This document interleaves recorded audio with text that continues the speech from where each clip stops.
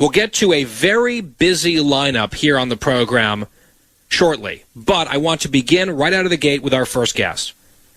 Former U.S. Secretary of State Mike Pompeo is out with a brand new book, Never Give an Inch, Fighting for the America I Love. And Mr. Secretary, it is always great to have you here on the show. Welcome back. Guy, it's great to be back. Thanks for having me on today. I appreciate it. So you give a lot of advice in terms of public service and defending American interests in this book, Never Give an Inch. And I sometimes like to zoom out and talk to someone who has not just the experience as Secretary of State, but CIA director, congressman. When you look at your public service thus far and your career in this space thus far, what would you say is the most significant legacy that you have contributed to in your mind? Guy, boy, it's hard to know, and I don't spend a lot of time yet thinking about legacy. But if you look at the book, Never Give an Inch, it's a theory of public service. It says, look, there are things that we can compromise on, but there are a handful of things. America is the most exceptional nation in the history of civilization, the greatness that our founders bequeathed to us. You just have to stay at it. You can't give an inch. And so if you look from my time as a young soldier now, goodness gracious, almost 40 years ago, to my time as a member of Congress and then CIA and state, in each of those places, I was every day trying to do my best to deliver on behalf of the American people. I was fearless. I was relentless. We didn't get it right every single day, but we were determined to put the American people in a place that made their life and that of their children, grandchildren more prosperous and more secure. And I think for those who enter public service, there can't be any higher expectation. Thinking specifically about the foreign policy of the Trump administration, which in many ways was quite different than what we're seeing now under the subsequent administration, is there something that you think is the top Trump-Pompeo foreign policy legacy at the top of the list? We were 4 years of reminding the world that America can be strong and can deter aggression around the world. And it doesn't have to send the 82nd Airborne every day or 40,000 soldiers someplace to do it. Okay, we had a model that was just fundamentally different. We weren't expeditionary, we weren't expansive, but we didn't allow any new wars to start for 4 years. And we deterred through American power and strength. We crushed the caliphate. We pushed back on Chairman Kim. We were the first administration to acknowledge the threat from the Chinese Communist Party. Putin didn't invade Ukraine. We have 4 significant peace deals in the Middle East, all of this without significant military conflict. I think that is an achievement that looks and feels like the Reagan legacy, right, which is peace through strength actually can work. And if you look at what's changed these past 2 years, I think it's the absence of that strength. Ukraine comes up a number of times in this book, Never Give an Inch. There's this moment now, Mr. Secretary, in American politics, especially on the right, a certain element of the right in U.S. politics, where there's a growing sense that maybe Ukraine has gotten enough support from the U.S. It's not really in our national interest to continue to support the Ukrainians if it ever was. Some, I would say, wrong in my mind, equivalencies between Putin and Zelensky. There's just some people saying, it's not our fight. I know we don't have boots on the ground, but let's just stop spending money there. Who's really to say who's in the right? I wonder how that kind of talk strikes you based on your experience. And if you think that's wrong-headed, what American interests are at stake right now in Ukraine? So, Guy, yes, there's always been an element of the conservative movement that has been, call it isolationist, call it unwilling to do what it is we're doing in Ukraine today. I think they fundamentally just misunderstand risk to people right here at home in the United States. To your point about American interests, Xi Jinping is watching what's taking place in Ukraine. Vladimir Putin has no intention of stopping in Ukraine. He will. He's told us as much. He will continue to advance throughout all of Europe. And we have deep interest in helping a sovereign nation defend itself. They haven't asked for our soldiers. They just want our stuff.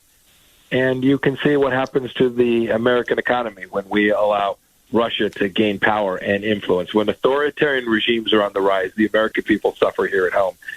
So while I wish it was as easy as saying what happens in Kyiv stays in Kyiv, That's just simply not the case. Ask any Kansas farmer who grows red winter wheat. You can see the impact on fertilizer price, on farm implements. You can see that these things very quickly begin to have impacts on ordinary families all across America. We should have done more. We should have done more faster. We should do more faster tomorrow.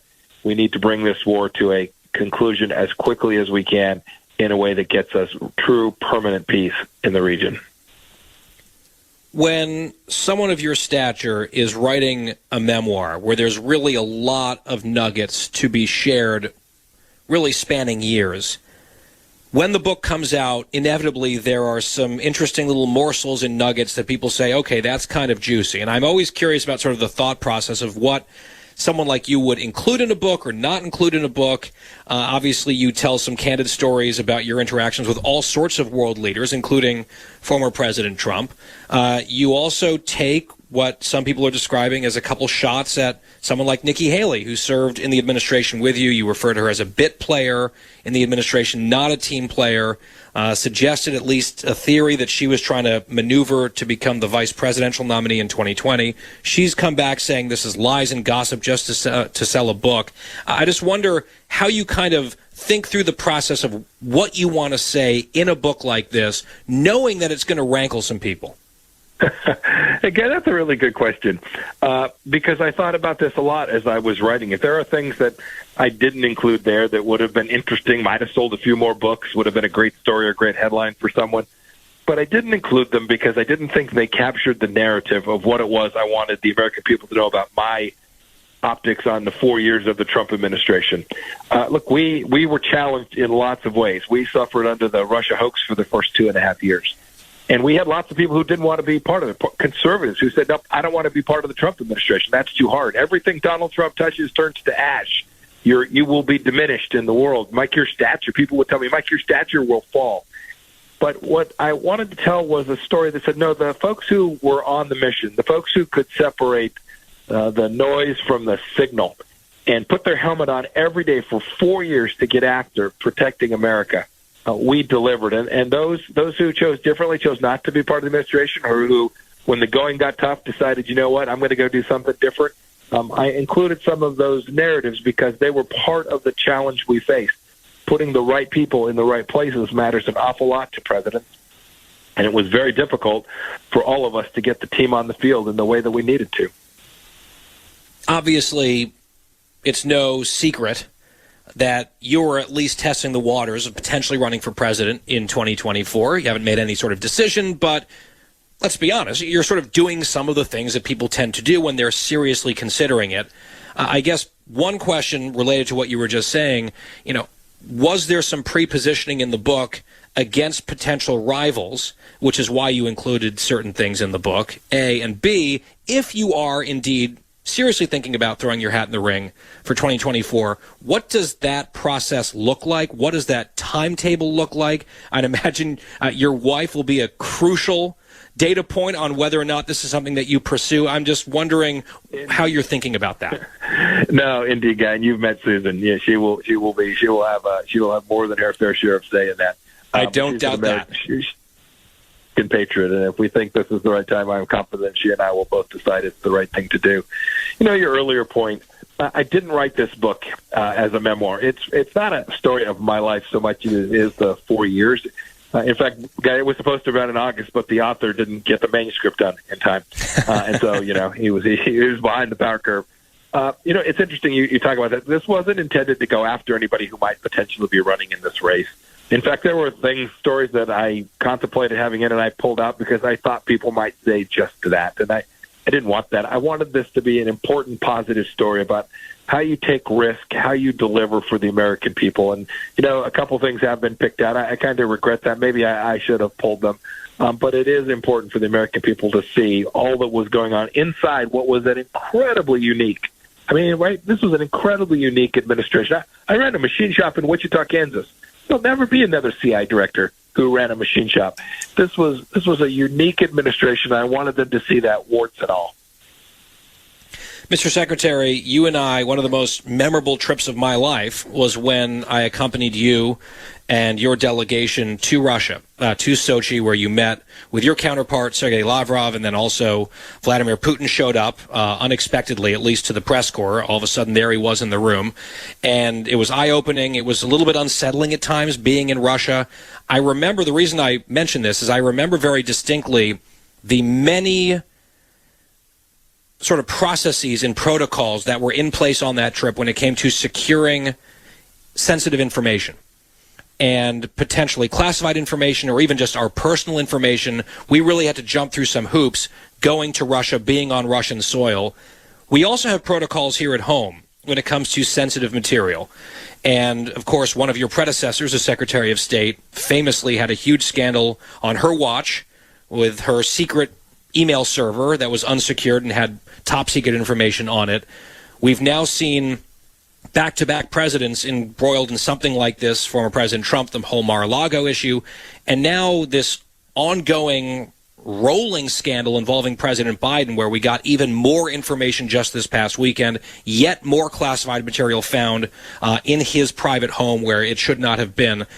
Can you just first, for our audience, talk about what taking classified material seriously actually looks like? Because the White House says Biden takes it very seriously. Obviously, the actions don't line up with that. In terms of the way that you went about that, what does that look like in practice? Okay, that was a remarkable trip to Sochi, and you're right. We asked not only the media that was there, but the government officials, my team that was traveling, all had a very strict set of protocols about how to protect the information that we were all traveling with. And this holds true here in the United States as well. Every one of us who sees sensitive or classified documents has a signed agreement that says they will handle it properly. I cannot for the life of me figure out how, as a senator, President Biden appears to have gotten documents out of the Capitol Hill SCIF. I was on the Intelligence Committee when I was a House member. It just seems implausible to me. But this is serious stuff. There's often people, stuff's overclassified. Maybe that's true, but if that material is more classified, you have a responsibility to handle it in a very precise, very careful way. And it appears that not only did President Biden, but President Trump, and I served on the Benghazi Committee. I can affirm that Hillary Clinton, when she was Secretary of State, didn't do their basic responsibilities to protect the American soldiers and the American sailors and Marines whose information or whose lives could be at risk if this information gets into the wrong hands. When you hear the current president of the United States, in light of everything that has come to light over the last 2 weeks, look into the camera and say, as he did, I believe, on Friday, that he has no regrets and there's no there. This is before the latest there dropped. What's your reaction to that? It's heartbreaking. I suppose I have other reactions, too, maybe anger as well. I suppose it's possible that at some point in time, accidentally, I had classified information and I got it to the wrong place.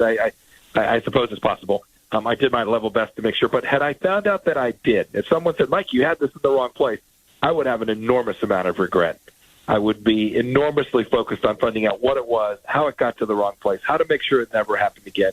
And to the extent it created any problems, making sure I did everything I could to mitigate the harm that I may have imposed on someone. To hear a president say that just blithely write this off as I have no regrets suggests an ungroundedness and unseriousness and someone who ought not to be handling classified information. If you're not going to take it seriously, if you don't believe this is your duty, then you ought not to see it. Secretary Pompeo, I was also eager months ago to read Attorney General Barr's book, his memoir. I thought it was excellent. We had him on the show. I've been eager to read your book, and I've enjoyed what I've read already so far in Never Give an Inch. Sometimes, and you said it's not fully a political memoir, although you are in some ways talking about things that you've drawn on throughout your life and your experiences, particularly in the Trump administration. For people who aren't necessarily inclined to buy and read this type of book, but at least have enough interest that they're listening to a show like this one, what would be your pitch to them why you think Never Give an Inch is, worth plunking down a couple dollars for? Oh, goodness. Two things. One, there's some great spy stories. Anybody who loves spy stories ought to take a look at this book. If you've watched The Americans, if you've ever watched Jack Ryan, you get a chance to see some, not all, but some of the amazing work that our CIA officers do around the world. Real stuff, real life stuff. Real stuff. These are serious people who want nothing more than to put the dagger in their teeth and get out there and protect America. I guess the second thought is what I spend a lot of time talking about is leadership, and that broadly applied to my time in business. It certainly applied to my time at CIA in the State Department, and the challenges leaders face and how one can think about confronting those challenges, the organizational and leadership challenges, the ethical challenges. Everyone who works has a boss. I speak to those in ways that I think are universal and go far beyond American national security. I think they are, at least I hope they are, insightful for folks who are leading small teams or big organizations in whatever walk of life, in the church, in the synagogue, or in the business world. Former Kansas Congressman, former CIA Director, former U.S. Secretary of State Mike Pompeo, our guest.